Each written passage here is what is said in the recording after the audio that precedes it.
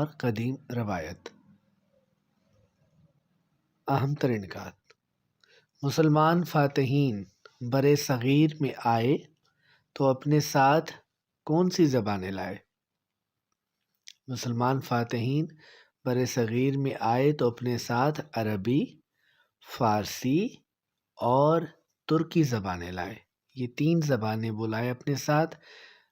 میں ذکر کر چکا ہوں، عربی، فارسی اور ترکی۔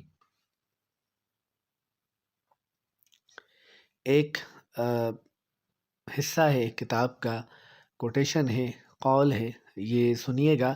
اورنگزیب کی وفات سے 125 سال کے اندر اردو، جسے پہلے علمی حلقوں میں کوئی منہ نہیں لگاتا تھا، ایک ایسی ادبی زبان ہو گئی جو ہندوستان میں فارسی کی جانشینی کر سکتی تھی۔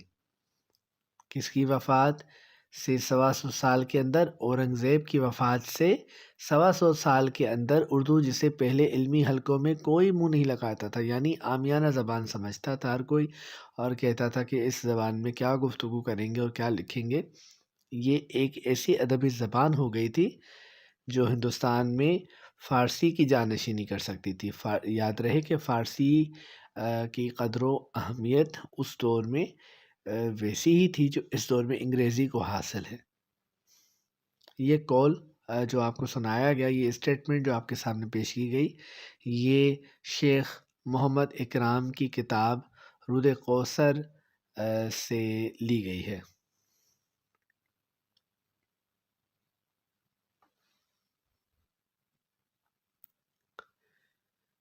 ڈاکٹر سہیل بخاری نے رگ وید کو اردو کی تاریخ کا پہلا سرا قرار دیا ہے۔ کس نے قرار دیا ہے؟ ڈاکٹر سہیل بخاری نے۔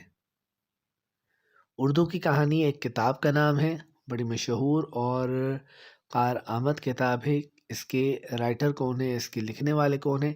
ڈاکٹر سہیل بخاری۔ یہ ڈاکٹر سہیل بخاری کی کتاب ہے۔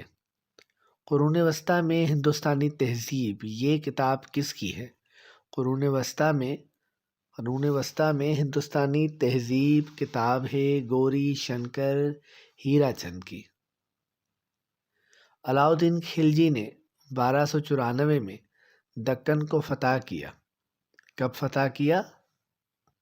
کس نے فتح کیا؟ کس کو فتح کیا؟ علاؤالدین خلجی نے فتح کیا، دکن کو فتح کیا اور 1294 میں فتح کیا۔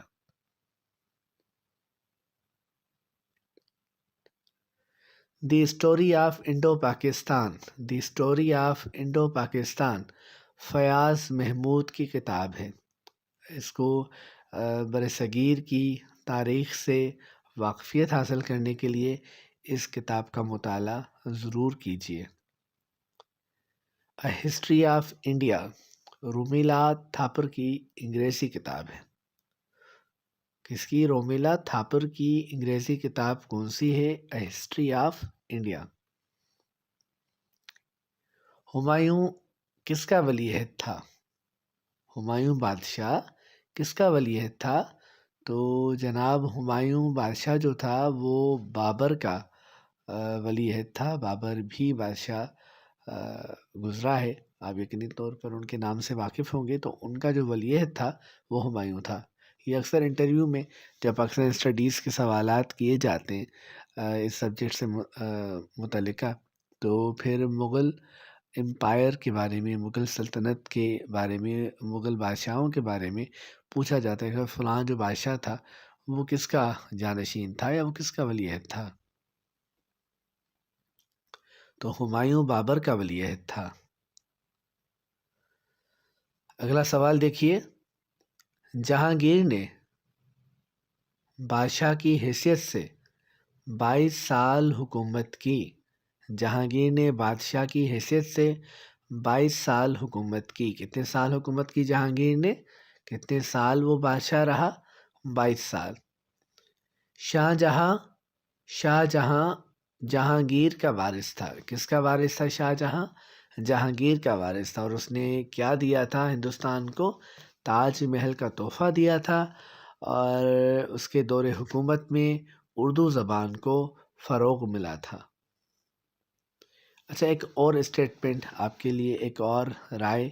تعجب ہوا کہ ایک بچہ شاہ جہانی بازار میں پھرتا ملے، شعراء اسے اٹھا لیں اور ملک سخن میں پال کر پرورش کرے، انجام کو یہاں تک نوبت پہنچے کہ وہی ملک کی تصنیف و تالیف پر قابض ہو جائے۔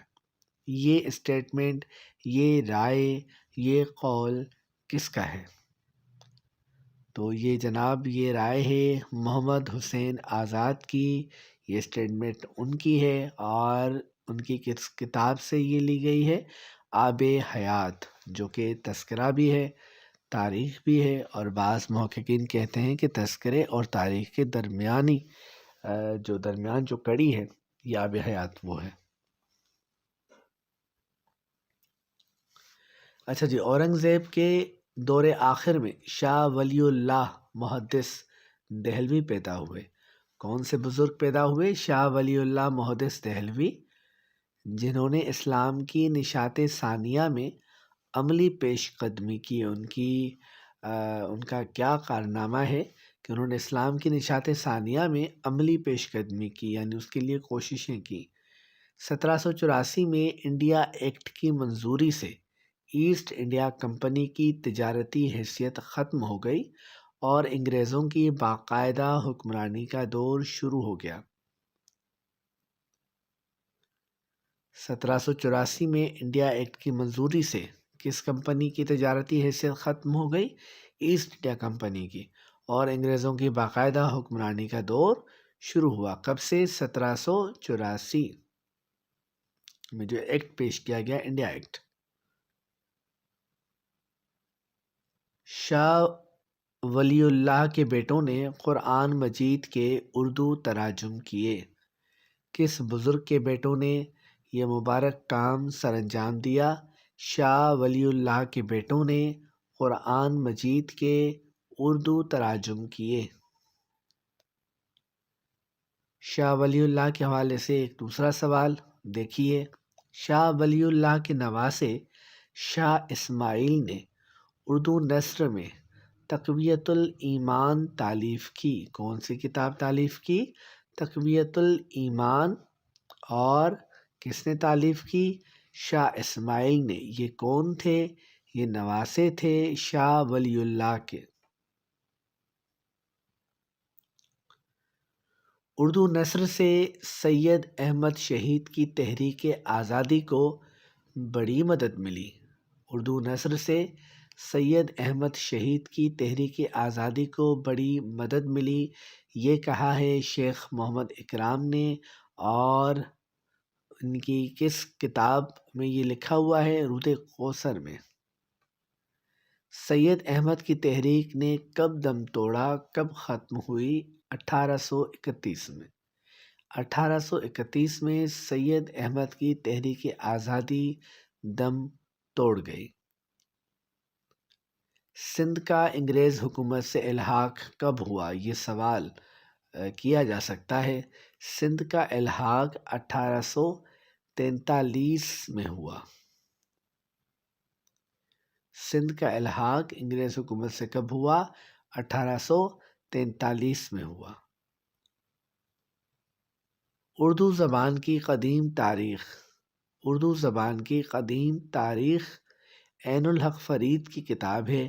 اس کتاب کے بارے میں اکثر و بیشتر سوالات پوچھے جاتے ہیں، تحریری امتحان میں بھی، زبان امتحان میں بھی، تو ان سوالات